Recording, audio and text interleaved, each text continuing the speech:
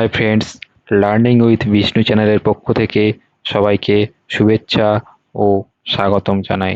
যারা learning with Bishnu চ্যানেলের ভিডিওগুলি দেখছেন, প্লিজ সাবস্ক্রাইব করে এবং আমার পাশে থাকুন।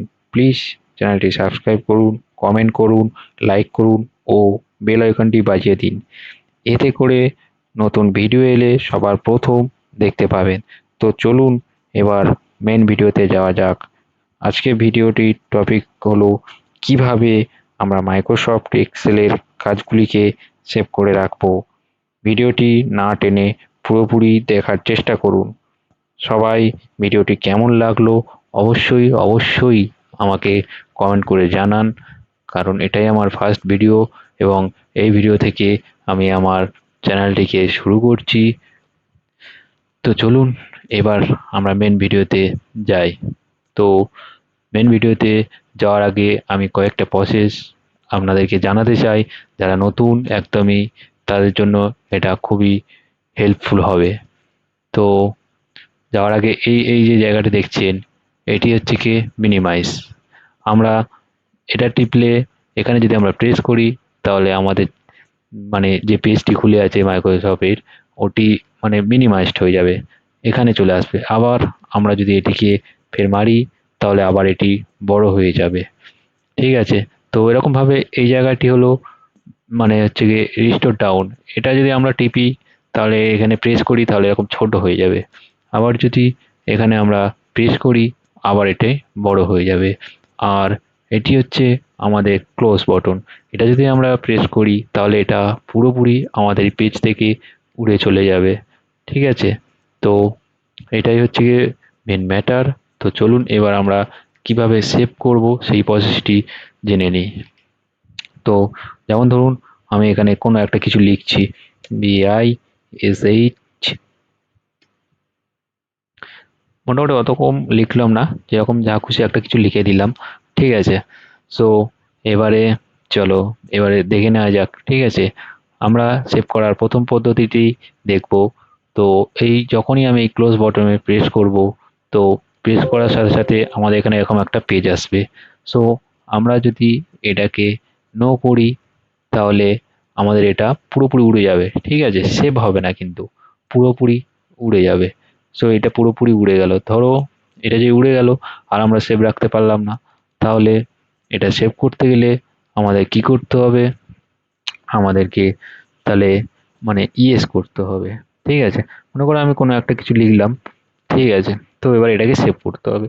তো আমরা যদি ঠিকভাবে না সেভ করতে পারি, আমরা মনে করো সারাদিন ধরে একটা কাজ করলাম, সেভ করতে পারলাম না, সেটা মানে উড়ে গেল, তাহলে আমার কি হলো? কষ্টটা তাহলে বেকার গেল, বেকার হলো, বৃথা হলো। সো আমরা যে কুইকভাবে মানে সেভ করব, তার জন্য এই প্রসেসগুলো তো অবশ্যই জানা দরকার। সো মনে করো কারেন্ট চলে গেল, আমরা তাড়াতাড়ি সেভ করতে হবে, সেভ করতেই জানি না, তার মধ্যে আমার ডেস্কটপটা হয়তো অফ হয়ে গেল। ঠিক আছে, বা আমার ল্যাপটপটা হয়তো অফ হয়ে গেল, শাট ডাউন হয়ে গেল, তাহলে আমাদের কি হবে?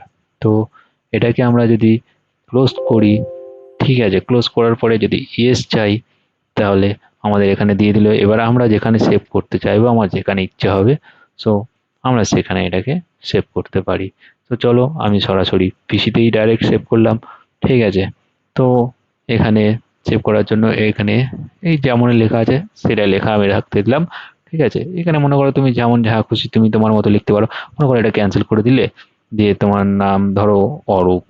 ঠিক আছে, তো ARUP লিখলে, লিখে এটাকে এখানে সেভ মারলে, তো এটা এখানে সেভ হয়ে গেল। ঠিক আছে, তোমার পিসিতে পুরোপুরি ডাইরেক্ট এটা সেভ হয়ে গেছে। ঠিক আছে, সেভ হয়ে গেছে। সো তখন আমরা এবারে দেখে নিতে পারবো। ধরো আমি যেখানে সেভ করেছি, ধরো সেখানে গিয়ে দেখলাম যে ডকুমেন্টের মধ্যে সেভ করেছি। ঠিক আছে, তো এখানে এসে দেখলাম যে দেখো এর মধ্যে এই প্রোফাইলটা রয়েছে। ঠিক আছে, যেটাকে সেভ করেছিলাম এক্সেলের। আবার এটাকে ব্যাক করলাম। ঠিক আছে, ব্যাক করার পরে আবার আমি এক্সেল পেজটাকে খুললাম। ঠিক আছে, আবার যা কিছু একটা লিখে আমি দিলাম। ঠিক আছে, যেরকম খুশি যা খুশি একটা মেরে দিলাম। তো দেওয়ার পরে এটি আরেকটি সেভ করার প্রসেস। তো এখানে গেলাম, যাওয়ার পরে এখানে একটা প্রেস করলাম। সো প্রেস করার পরে দেখো এখানে সেভ অ্যান্ড সেভ অ্যাস দুটো আছে, দু জায়গাতেই সেভ করা যায়। সো প্রথমে আমি সেভ করার পদ্ধতি শুধুমাত্র সেভে গিয়ে আমি দেখাচ্ছি যে কীভাবে সেভ করবেন। তো সেভে মারলাম, ঠিক আছে। সেভে মারার পরে ঠিক সেমভাবে যেখানে আগের প্রোফাইলটা ছিল, মানে আগের পেজটা, সেখানেই আমি সেভ করলাম ওই সেমভাবেই, ঠিক আছে। সো এটাকে শুধুমাত্র এখানে একটা স্পেস দিয়ে দিলাম, দিয়ে যা কিছু একটা লিখে দিলাম, মনে করুন এটার নাম দিলাম অরুণ, ঠিক আছে, ARUN, ঠিক আছে, দিয়ে এন্টার প্রেস করলাম, ঠিক আছে। ওখানে কিন্তু এটা সেভ হয়ে গেছে, ঠিক আছে। তো এইভাবে এই পেজটা আবার এরকম সেভ হয়ে গেল। সো দেখুন, এই গেলাম, এই ডকুমেন্ট, ঠিক আছে, এইখানটায় পেজটা আবার মানে সেভ হয়ে গেল, ঠিক আছে। সো এইভাবে ধরুন আরেকটি প্রসেস আমি দেখাচ্ছি। ওই গেলাম, যার পরে এখানটায় এরকম আমি মানে যা কিছু আবার ওরকম সেমভাবে লিখে দিলাম। সো এবার এটা আরেকটি প্রসেস, খুব শর্ট প্রসেস, ঠিক আছে। শুধুমাত্র এটা কিবোর্ডের সাহায্যেই হবে, আর কোনো কিছুই নয়। শুধুমাত্র F12, F12, F12 প্রেস করলে দেখুন আগেবারে দুটো যে ফাইল সেভ করা ছিল, ঠিক আছে, ঠিক তার পাশেই এটা আবার চলে এসছে। এবার 3 নম্বর ফাইল হবে, ঠিক আছে। সো এরকমভাবে আবার কিছু যা কিছু একটা লিখে দিলে, দেওয়ার পরে সেভ মারলে চলে গেল, ওটাও সেভ হয়ে গেল, ঠিক আছে, 3 নম্বর ফাইল। আবার গেলে,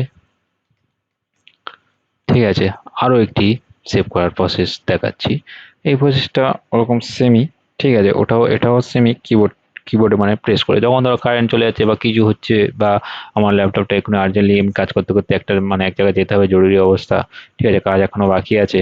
সো আমি ওইভাবেই ওই পজিশনে আমি সেভ করতে চাই। সো ওই পজিশনেই সেভ করে নেবে, ঠিক আছে। তার জন্য আবার ফিরে এবার আমি এখন লিখে নিলাম, ঠিক আছে। এবারে নেওয়ার পরে দেখুন, control control plus S, control plus S, control plus S টিপলে এরকম ডাইরেক্ট একটি টুল বক্স খুলে যাবে, ওপেন হবে। ফের হওয়ার পরে এবার ওখানে আপনার নিজের মন মতো যা খুশি নাম দিয়ে দেবেন, দিয়ে এরকম দিয়ে নেবে, দিয়ে নেওয়ার পরে এটাকে সেভ অ্যাজ, এই সেভ যে লেখা রয়েছে এই সেভে ক্লিক করলে আবার ওই পেজটা সেমভাবে ওখানটায় সেভ হয়ে যাবে, ঠিক আছে। 3 নম্বর পেজ সেভ হয়ে গেল। এবারে আমি মানে দেখাবো যে 4 নম্বর পেজ কিভাবে সেভ করতে হয়, মানে মানে আরেকটা 4 নম্বর পদ্ধতি সেভ করার, ঠিক আছে, সেটাকে দেখাবো। সেটা হচ্ছে কি যে সেভ অ্যাস দিয়ে কিভাবে সেভ করা যায়, ঠিক আছে, সেভ অ্যাস দিয়ে কিভাবে সেভ করা হয়। তো তার জন্য ওখানে কিছু একটা লিখে নাও, লিখে নেওয়ার পরে চলে গেলাম লেফট সাইডে একদম কর্নারে টুল বক্সের ওপরে, ওখানে দেখুন save and save as, save and save as. তো সেভ অ্যাসে ক্লিক করলে, ক্লিক করার পরে দেখো সেম ভাবে এখানে চলে এসেছে। তো এবারে আপনি আপনার মতো যেটা খুশি পারেন লিখে নিন, নেওয়ার তারপরে এখানে সেভে ক্লিক করুন, দেখুন সেভ হয়ে যাবে। সো এই হলো আজকের টপিক।